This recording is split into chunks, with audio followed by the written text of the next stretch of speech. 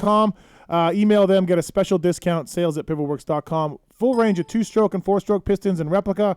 High compression of GP style configurations. Visit them at vertexpistons.com or stop at your local dealer and ask for a Vertex piston kit today. No matter which brand of bike you ride, when it's time to rebuild your top end, Vertex pistons will have your engine performing better than new. OEM piston in 2-stroke KTM and Husqvarnas. Our Vertexes, everybody. So Vertex is pleased and proud to bring you our first guest of the night, legend of the sport in the TV booth this weekend, Chad Reed. What's up, Reedy? How are you? What's up, guys? How are you? Everything good? I feel like I missed out in that conversation. It sounded fun. Do you think so? Gas is coming in, right? The OEMs get. Are they coming? Yeah, I don't know. I think so. I mean, Coldenhoff's riding one this year, right? So do they get a works bike exemption rule for that, like Honda did and Yamaha did and all that? Here's where I get myself into trouble. But why do we need a works bike rule when we already have it in effect? Because you could run anything you wanted. I mean, but we can't do that. Yes, so in some cases, yes, you're right. How am I wrong in any case? Well, because you can't change. I mean, visibly, you could do. A works bike can be anything. You can look at it and see that it's different from a production bike, or it can be a model that's not out yet. Okay, so we could openly talk about it being different rather than it just being different. Yes, exactly. I mean, the championship has been won on a motorcycle that you can't purchase during the Supercross season for the last 5 or 6 years. Oh, you can't get them? They're not available yet? I don't know. I didn't know. I mean, nowadays they are because there's nothing really that special. Yeah, right. Well, again, how about that special to the public? Yeah, how about the Works Edition KTMs? They weren't homologated until May or something. Well, that's what I'm talking about. Yeah. Like the year that Jason won the championship. Mm-hmm. I was riding Huskies that year, and the bike that he won the championship on wasn't available. I couldn't get it. I got it 2 races or 3 races from the end. Whatever it is, right? Yeah. Yeah. No. So I mean, the rule's written in favor of the manufacturers anyway. So right. I don't know what the problem is anyway. If they really, really want to, like say Honda wants to run that new bike, you could do it. You could easily do it. Well, this actually leads me to a question I didn't have for you, but let me ask you your opinion of it. So, I'm so torn because, Cowie just has 2 guys, right? And Suzuki doesn't have really anybody. And Yamaha has 2 guys. And there's some Japanese people in power that are really pissed that KTM has got Husqvarna, and, Jason blew you off the track in Vegas to help Ryan Dungey out, right? And so you have Baggett and you have Bogle, you have the Rockstar Husky team, and you have the Red Bull KTM team. And when things get down to the edge, to the end, they're all going to help each other to whoever needs it, right? We've seen that before. Now, I don't like that. And now they got gas. So who knows? God knows they may end up, giving Mike Genova a bunch of gases, and now they have even more people out there to help them. So I don't like that. However, they're supporting the sport, and they're creating jobs, and they're hiring riders, unlike Cowie and unlike Yamaha. So good for them. I'm so torn, Chad. I don't know what to think. It's BS that Anderson runs a white KTM, but whatever. Yeah.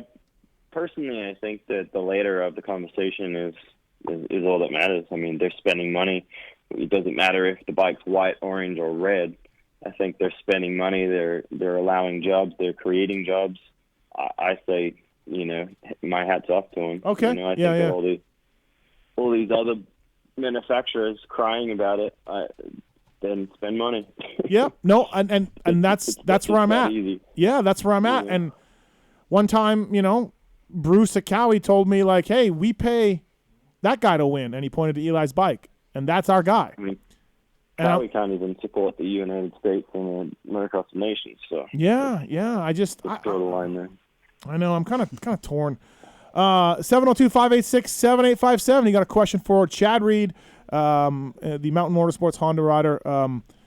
How bad did it suck to watch the race? Your farewell season, of course, you've all announced that, and you couldn't race in Oakland in front of fans, and then everybody had to ask you why you're not racing and what's going on, and how bad did that suck? Yeah, a lot of people didn't really know that I wasn't. I actually didn't announce it. I was busy all day. I made the call late. I walked the track, Mm-hmm. still not really with a clear answer to myself. After I got back from track walk, I just went back and forth with Ellie a little bit, and Mm-hmm.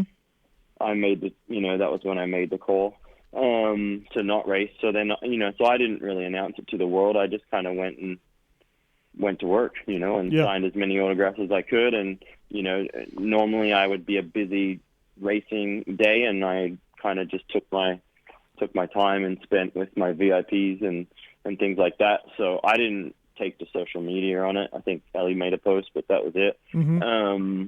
Yeah, so a lot of people were just kind of, typically still, hey, good luck tonight. And kind of like, okay, thanks. Yeah. But in all honesty, I mean, yeah, big picture is it was a bummer not to race, but I haven't really been having that much fun racing anyway. Yeah. Yeah. I haven't been myself. I've been, I was just starting to get to a point where I felt like I was at, like I could start training and getting back to where I wanted to get back to, and then kind of re-injured it. So the rib injury's been hard. I felt like I've raced every race this year, breathing through a straw, and right when I felt like maybe I could start to make progress, and then I hurt him again. So, yeah, when you're hurt like that, sometimes it actually feels better to take a breath of fresh air and kind of actually get to watch and enjoy the races. I didn't, obviously the main event, I did it from the booth, so I didn't technically get to watch the race because you only get to call what you see on TV. But yeah, I mean, I actually really enjoyed my weekend. It was fun to be at the races and be a fan and watch the guys in practice and heat races, and kind of like, I don't do the fantasy thing. I hate on it, but it was fun to do the correct thing and say, hey man, who do you think's going to win, and like bet on the good guys, Right. Yeah, Chad played PulpMX Fantasy one year, and it was fantastic watching him watch Jerry Robin and other guys that he didn't know who they were, and he's like, "Who's that guy?" And he's like, "I think I like that guy." So, hey, it was so if you're Webb, I mean, nothing wrong with that pass, right, Chad, on Kenny? I don't believe so. No, I really like. Obviously, like I said, I was in the booth, and so it wasn't like I watched it live and I didn't have access to the replay. Like immediately we had replays and slow-mo replays. So I've probably seen it better than I would have normally seen it had I just been watching the race. Yeah. Because it's just a judgment call of what you see. But when you get to see the slow-mo, I mean, Kenny goes long on the triple. Immediately at that point, he's vulnerable because the bike has to unload, and then he can't get the thing to stop and turn. Cooper controlled him from the inside at that point. I don't see a problem with it. I think Cooper, I'd be more mad at Cooper if he didn't take the opportunity. The opportunity was wide open. Unfortunately, it looks like Kenny got his foot ran into or something like that. But minus take that out of it, and I think it's just all's good. Yeah, absolutely. I agree. Were you surprised that? Well, first of all, how'd you like being in TV? How'd you like that? You sounded good. I liked it. I thought you did a really good job. Did you enjoy it? I haven't watched it. I always enjoy, like Ricky and I have obviously become really close over the years, and so anytime, and even Ralph, like I think the three of us are quite quite friendly. We regularly go Friday nights and spend Friday nights together and do dinner and stuff like that. So it kind of just felt like like I was there talking and enjoying as a fan the race with two friends. So yep. I enjoyed it. I think Ricky and I play off each other. I mean, especially in that particular situation, I think that for me, I pictured Ricky being a lot like Tomac in the fact that he just is more hardcore, just goes after it, gets it done any way that it takes to get it done. I probably can relate more to, Kenny and being, more precise and, picking and choosing. Getting a start too. Yeah, all that. Yep.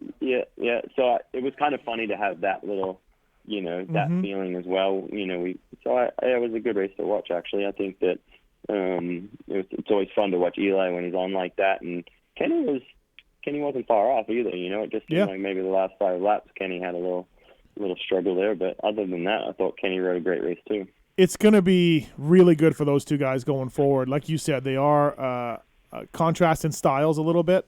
Kenny's gotten 4 hole shots in 5 races. Eli's had some mystifying stuff go on, but then he's been balls out fast. Like it's going to be great from here on out, man. Those two guys going at it, and it'll be exciting. Yeah, I think so. And then I also think, I also believe that Cooper, takes some confidence from that weekend. And I think that if Cooper gets back to his 2019 starts and 2019 first 5 to 10 laps, I think that Cooper finds himself in this fight real quickly. And then we're heading east. I think Cooper's much stronger on the east than he is the west. When we were teammates, I always felt that for whatever reason, he was far better on the East Coast than he was on the West Coast. So, I think this thing's going to play out to be an interesting season. Do you think Roczen gets caught by Tomac, then Tomac goes off the track, Kenny goes back again, gets passed again, Mental, and then Coop gets him in the last turn. Like Kenny's a champion, he's a world champion, he's a national champion, But does the mental game switch to Eli here because of that, or is Kenny? Is it just Kenny able to be like, it's just one race, no big deal, move on? I mean, you could, but some guys couldn't.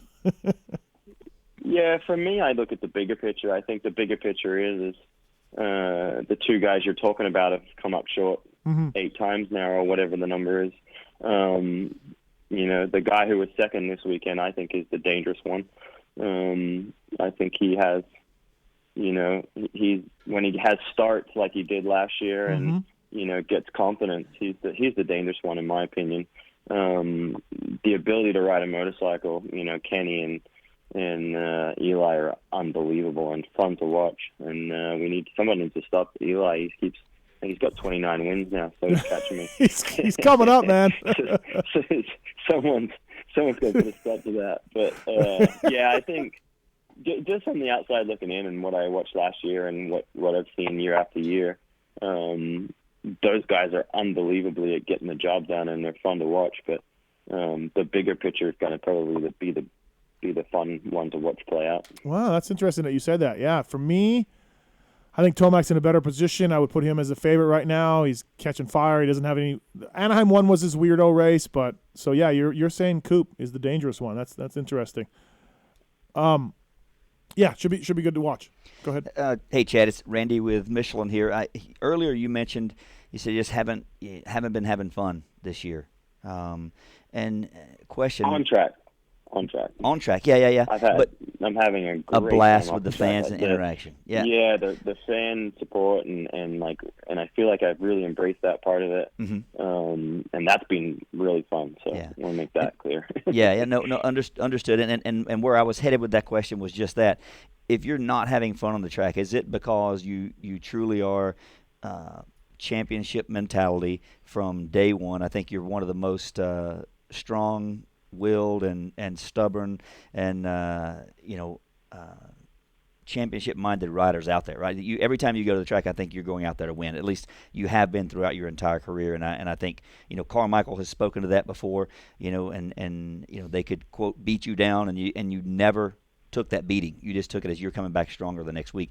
Is the not fun part that is kind of coming to terms with where you're at now? I mean, what I mean? The not fun part for me is the reality is sinking in, and the fact that this is it. This is the last go around, and when I was making these calls and these choices of moving on, I had this great big plan of working hard, coming in swinging, just being in a good space. If I was out there and I felt that the positions that I'm doing and and the riding that I've been producing, that was my best, then hey, I would be happy. I'm making main events, I'm ticking off the boxes, saying goodbye to the fans. Then I think, okay, that's fun. You're achieving what you can achieve. For me, just nobody is exempt from hard work, and I have not had a healthy, good, solid off season, and I'm not exempt for coming in and just struggling. Like Yeah. like I said, just feeling like I'm out there breathing through a straw, and and for me that's not fun. Like Yeah. it's not fun to not ride good. It's not fun to go to last chance qualifiers. And so like for me, it's the pressure that you put on yourself.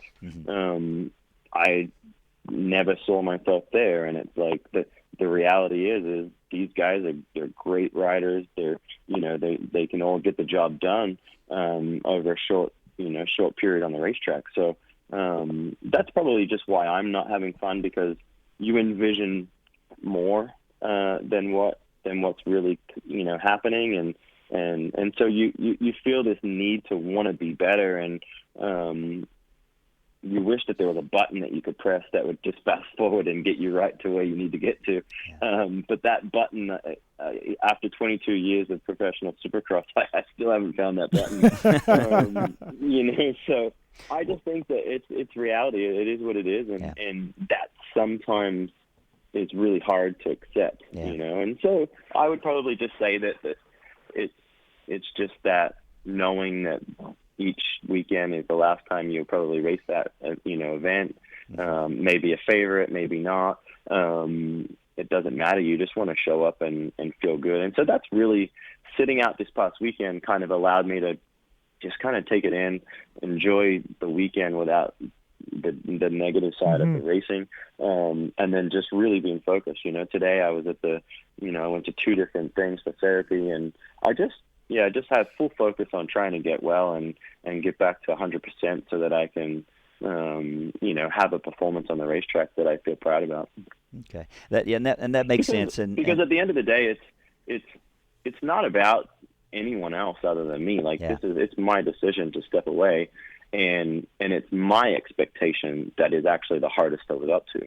I didn't care about anyone else's, to be honest with you. Like I care about people and sponsors and fans, but it's like at the end of the day, like I'm the one who has to look in the mirror, and I'm the one that has to be proud of what I achieved, and I haven't yet felt that I was able to go out and do my best. Yeah. Well, you know what? I admire you. I think it's that drive and that determination that has made you a champion so many times. And as a fan of the sport from before you were born, and as a fan of yours, I'm glad to see you out here on this tour and final go around this last ride, right? And then.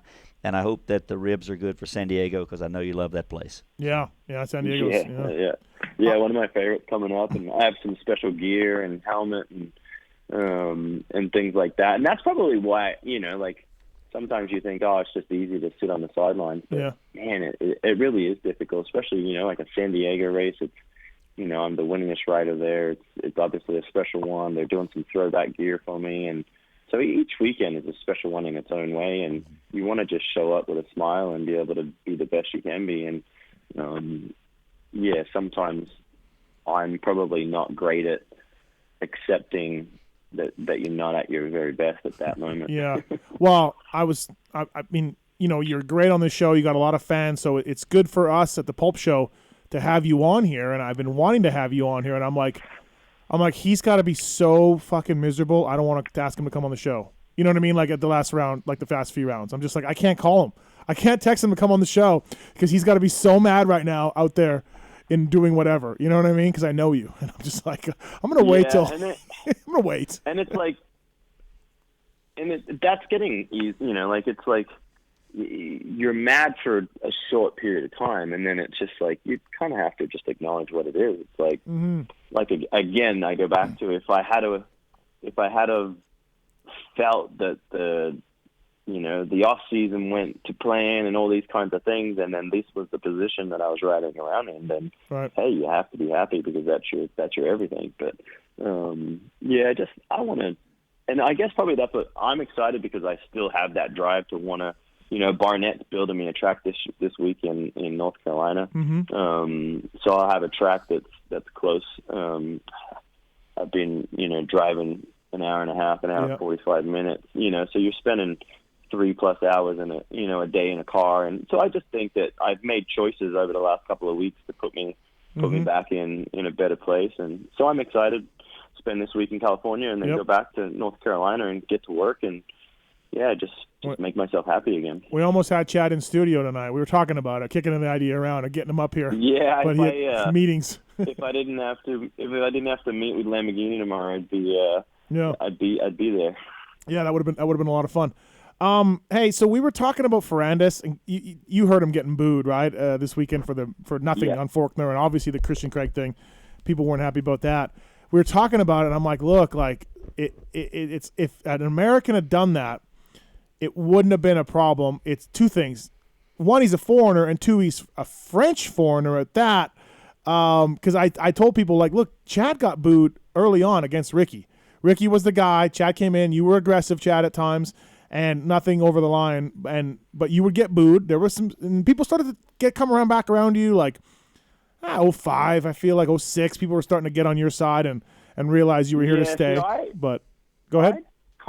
I disagree with you a little bit. I don't know that I really ever caught any slack from Ricky.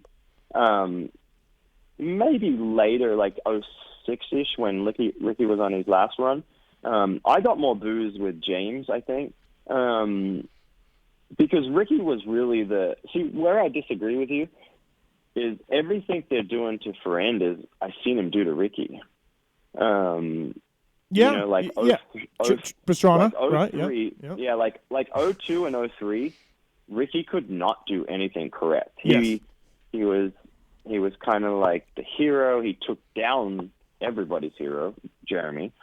And then he went to Honda, which was frowned upon. And I think that, I remember showing up at Anaheim 1 in 02 and 03 and him just getting booed so gnarly. And I'm like, here is America's hero. Yeah. For the most part, the next king. And then here they are just hating on him. And I inherited a lot of Jeremy's fans, Obviously Yamaha, I looked like Jeremy on the bike, all these kinds of things. He was, I always talked highly of him. So I inherited a lot of Jeremy's fans. So then, for the first go-around, I really couldn't do no wrong, actually. You're right about Ricky, yeah. He put the crown on. Remember US Open, he put the crown on? Yeah. That was kind of the beginning of the end, was putting the crown on. Then he went to Honda. So then,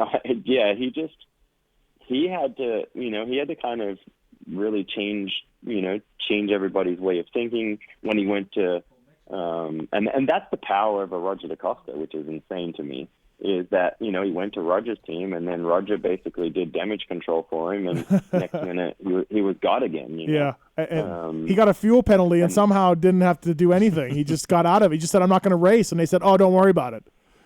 Yeah. So, Roger, if you ever want to win titles and have things go your way, Roger's your guy. But I've never been on any team where I come off the track and they're saying, oh, how's the track? And then you say, oh, yeah, this, and this. And then you go out the next practice and this, and this is all changed. Only one team I rode for that has the ability to do that. Well, let me swing this back around. So what's it like being Ferrandis? Like we were talking, and I don't know if I don't think you ever got booed like Ferrandis at Anaheim. No, that was insane. But what's it like fighting some fan perception that isn't correct or whatever? What's that like?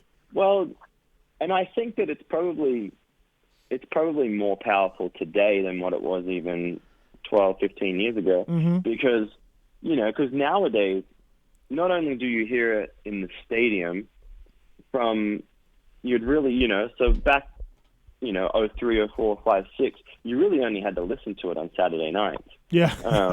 Yep. He now sees it on a daily basis when he picks up his phone. So I think that it's probably much more. It probably weighs on the riders these days more than ever, because he probably feels excited about winning and then he wants to post because everybody expects you to post these days, and then 90% of the comments are people coming to hate. So, yeah. So I probably say it's harder to deal with the boos and the negativity today than what it was back then. But yeah, it never feels good. I never had 100% of the crowd boo me. Yeah. I probably had, 20, 30% of the crowd boo me. And that was it doesn't make you feel good. No. But I will say it motivates the hell out of you. There ain't nothing more that motivates you than a bunch of people, Yeah. hating on you when you really just did your job. Yeah. No, absolutely. We got some calls for you as usual, Chad. You want to talk to some people here? Let's get them on here. 3, Levi, what's going on? What's your question for Chad Reed? So you pretty much already asked my original question about working up in the booth with Ricky and Ralph. So I want to ask, out of all your years racing, what is your favorite memory? Ooh, favorite memory. Being teammates with me, Levi. Yeah, That's I a would pretty say, tough one to beat. Yep. I would say that some of my favorite years involved you, Mathis, whether for good or bad. I really obviously as an Aussie kid coming to America and realizing your dream of being on a factory team, racing American Supercross, winning races, going after the champ Ricky. 03 was probably one of my favorite years ever. Because I had to. I started out so strong, and then I had to overcome rookie mistakes, and then went on a 6-race tear. And that was probably the most enjoyable 6 races that I ever had. I was the only guy on the team, I think. I think Billy and Timmy got hurt. Mm-hmm. And then, so I was a single rider. I was a rookie. I remember vividly St. Louis Supercross back in the old days. Mechanics used to be able to stand on the racetrack. I think Mathis was standing like literally between or next to the whoops and cheering me on. And so like you feel like you had this army behind you. And back in those days, what I love and miss most, it really was Yamaha versus Honda. When we very much, bought into that. And I think that was what was fun. And I had basically a blue army behind me, and we were going out and crushing it. So yeah, I had fun. That was probably my fondest memories of, all the years. All right, let's go to Dane on 5. Dane, what's your question for Chad Reed? Hey guys, you're bloody legends. I was just wondering where you got the name Tate for your little boys, or name from, if you remember. Ooh, I don't remember. I actually really don't. I don't remember. I know that Ellie always. Do you reckon? Like she always. What's that? Do you reckon you were down in Australia when you got it? No, I for sure wasn't in Australia when we had it. Yeah. Okay, because my older brother's name's Tate, and you signed a poster for him or a little, whatever, about 6 months before your little boy was born. And he's still got that sitting up on top of his bloody fireplace at home. And he loves it, so it's pretty cool. Yeah. That's cool. Yeah, he's got one arm, so it really meant a lot to him that you signed it, and it's still sitting up there today. So thank you. You're a legend. And welcome, if you win a race, can you do a shoey for Australia, please? A what? A shoey. I will. If I win a race, I promise the first thing I will do is a shoey. The hell is that? You don't know what that is? You drink from the shoe. I'll take my I'll take my boot off. I'll fill it up with champagne and drink the whole thing for you. You can. You guys. And you can do one with me. Oh my God! Yeah, that sounds gross. But I didn't know that was an Australian thing. All right, Dell is on 2. Dell, what's going on? What do you want to talk to Chad Reed about? I just wanted to, hey Chad, just wanted to say thank you for still making it to Oakland this weekend. My daughter got to meet you for the first time, and she's been dying to meet you. And it really meant a lot, man. And no matter what, wherever you go, we're going to be big fans of you. Oh, that's awesome. I appreciate it. And yeah, I mean, it sucks not racing, but sometimes you have a better headspace to enjoy and take in the fan experience. So it's yeah, well, we know without racing you don't got to be there, but man, it really meant a lot to her, and I just want to say thank you. Cool. Thank you. Thanks for the call, Dell. Appreciate it. Thanks, guys. Thank you. James, you have a Chad Reed memory. Yeah. Hello? Yep, James, you're on. Hey, yes, I was, well, first of all, I want to say, Chad, we appreciate you. You're a legend on and off the track, a great role model. And I was curious if you remembered that time when we had my daughter, my wife made a cheerleading costume, and as a Dallas, like in 2003. and you and Ellie seen it, and and gave her some James, gloves and he's not going to whatnot. remember this. I mean, unless your wife dressed in this cheerleader costume. Well, we used to always it was kind of a joke because we kind of always thought, she was in love with Chad, and I was like, well, if you're going to be in love with him, then I'll just be in love with Ellie. But anyhow, I was just curious, and I want to give a shout out to Levi. That was my son, and Chad. Just really, man, God bless you, and we appreciate everything that you do and have done. Thanks, James. Appreciate Cool. it, man. Thanks for the call, man. Yeah. Appreciate it. Thank you. All right, y'all have a blessed night. Thanks. I was afraid that was headed towards Kiefer After Dark. Yeah. I thought that's where we're headed. Yeah. I was going to say wrong co-host. Yeah, exactly. Wrong co-host. Yeah, it's been a hell of a ride. I keep waiting for. Well, Stu didn't do his breakdown last week. I was very angry, but I want Stu to break this down when you get back racing. I want to see Stu throw some analysis towards your racing and just get you two guys back me, to. Yeah, maybe I need to call him and ask him for some tips. Yeah. I just want to see get him back. He's coming back. He's poking his head out. Seems like he's enjoying the races again. So maybe Stu will be back on.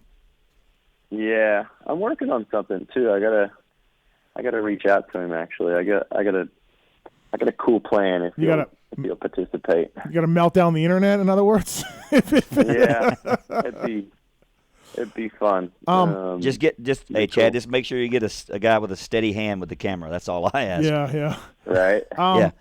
Hey Chad, before we let you go, brought to you by Vertex Pistons. By the way, email sales@pivotworks.com for a hell of a deal on a 2-stroke or 4-stroke piston.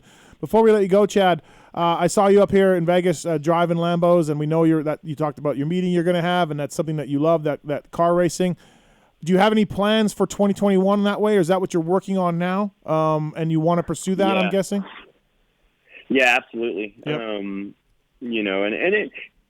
that's probably a challenging time of year because I'm kind of dabbling on running a motocross team. I'm trying to build and create, stuff on the 4-wheel side. So off track, I'm super busy right now. Right. And truthfully, there's more time and effort going towards the car stuff just because, a lot of that needs to get done and finalized this week. So, trying to finalize basically, which team I'll drive for, what series I'll drive in. I could potentially be in a car as early as March, but likely Denver weekend will be the first time.